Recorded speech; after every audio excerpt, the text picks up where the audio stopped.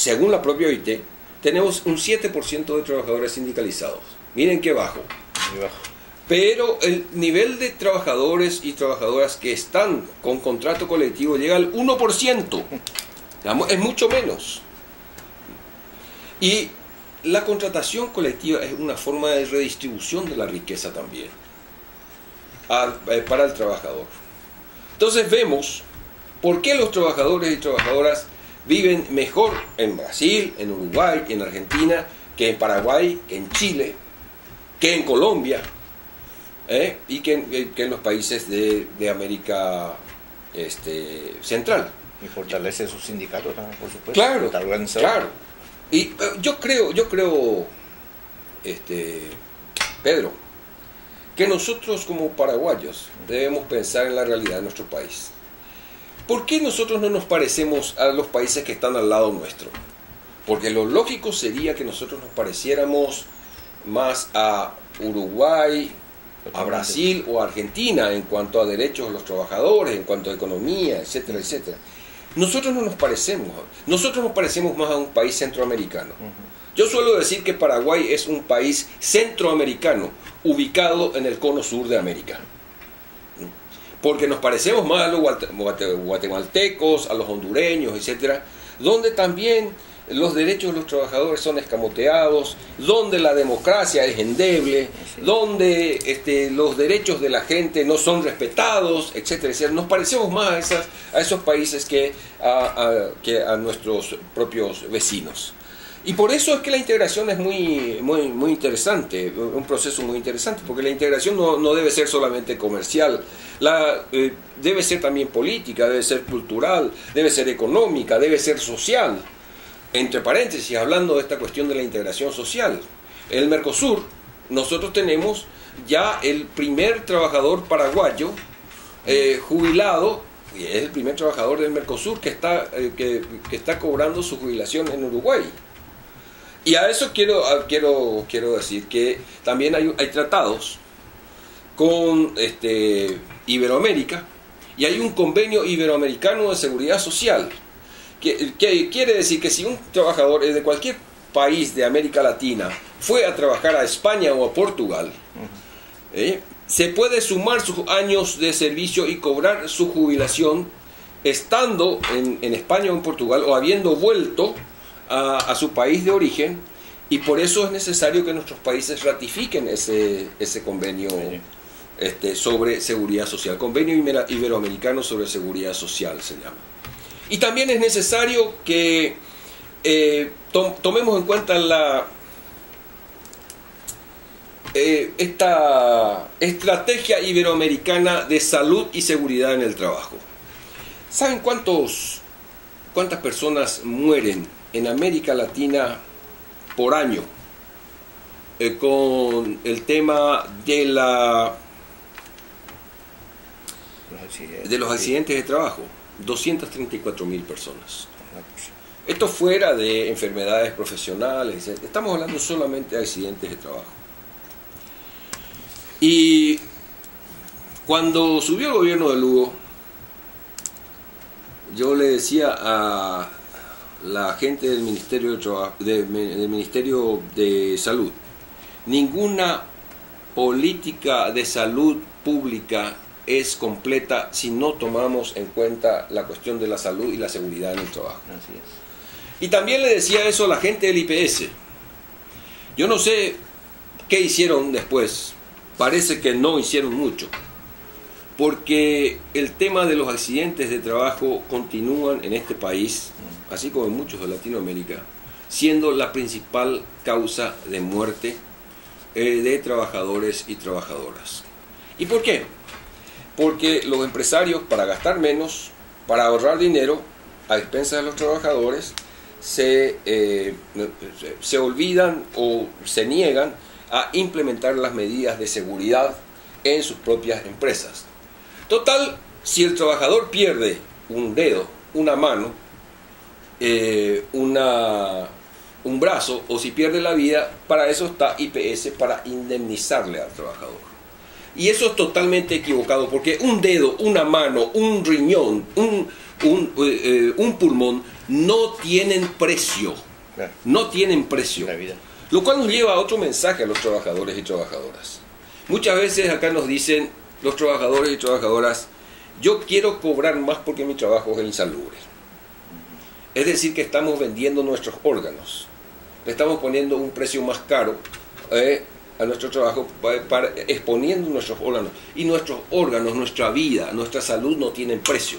Lo que hay que pelear, compañeros y compañeras, no es solamente para que se gane más porque se está trabajando en un lugar insalubre. Lo que hay que pelear es para que se solucione la insalubridad en nuestro lugar de trabajo y podamos trabajar en salud. Para eso es que hay que pelear, no para vender el tiempo de vida útil del cuerpo humano.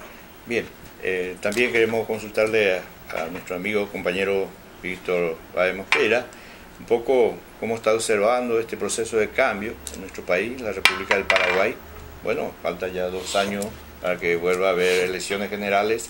En ese sentido es importante también saber un poco la opinión desde, no desde afuera, sino más bien desde adentro, porque primero como paraguayo que está preocupado por la situación del país y toda la tarea que está encaminado también a fortalecer el proceso de democracia. La situación actual acá en nuestro país. Yo creo que hay algunos cambios que son visibles, especialmente la cuestión de políticas sociales, pero todavía no es decisivo el tema del cambio en nuestro país. Se han dado pasos. Creo que el gobierno, por ejemplo, fue muy tímido en esta cuestión del tratamiento del impuesto a la renta. Lo que yo creo es que esto se manejó muy calladamente entre el Ministerio de Hacienda y el Parlamento. Y fue para cobrar un 10% a gente que tiene un nivel.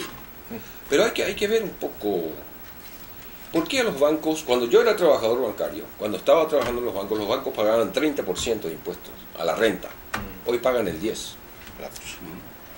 Y ganan 200 millones de dólares al año. El sector financiero ganó en este país, hace 2 años, ganó 200 millones de dólares al año. Y estoy dando la cifra de hace 2 años, porque no tengo la cifra del año anterior, pero yo creo que así habrá sido más de 200 millones de dólares. Y creo que este año va a ser mucho más que 200 millones de dólares. Ellos pagan el 10% de impuestos. Antes pagaban el 30%. Yo sé que esto no es culpa de este gobierno. Y que... el senador Filisola creo que quiso restaurar eso, pero no tuvo la fuerza política como para hacerlo. Ahora, el tema del impuesto es fundamental. Aquí hay que ganar la batalla y al llamarle a la gente y explicarle a la gente qué significa cobrar más impuestos a la gente rica, porque hay mucha gente rica en este país. No solamente a la renta, sino a la propiedad. Porque aquí hay mucha riqueza ociosa en términos de latifundios. Y esa gente tiene que pagar impuestos si quiere conservar su tierra. Tiene que pagar impuestos. Entonces, ese dinero debe redistribuirse en políticas sociales con mayor oportunidad de educación para la gente, con mayor oportunidad de salud para la gente, con mayor oportunidad de que la gente tenga oportunidades igualitarias en el acceso a la educación, a la salud, a la cultura, etcétera, etcétera. Es importante la reforma agraria, entonces, integral.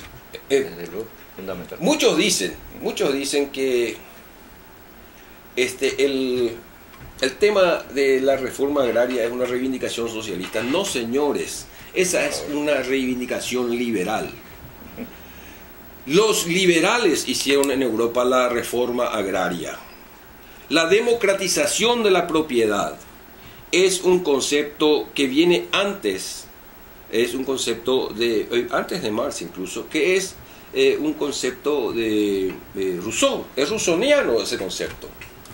Víctor Hugo lo reproduce, y Víctor Hugo era un rousseauiano muy, muy fuerte, muy destacado. Lo reproduce en su libro Los Miserables. La necesidad de democratizar la propiedad. Caramba. Que no tiene nada de socialista pero es una medida necesaria. La reforma agraria es fundamental. ¿Y por qué es fundamental la reforma agraria? Porque le escuché decir a un ministro, en el 2008 le escuché decir, a un ministro uruguayo, hablar de los precios de la tierra en el mundo. Una hectárea de tierra en Nueva Zelanda sale $36.000. Una hectárea de tierra en Argentina sale $16.000. Una hectárea de tierra en Uruguay sale $4.000. Y una hectárea de tierra, aquí cerca de Asunción, sale $2.000. ¿Dónde creen ustedes que van a venir las empresas transnacionales a comprar las tierras y a adueñarse de todas las tierras? Como lo están haciendo. Como lo están haciendo. Así mismo. Es decir, lo que en Argentina están haciendo, de limitar las compras por manos extranjeras de las tierras, eso tiene un significado no solamente de independencia, de soberanía, tiene un significado de soberanía alimentaria. Sí.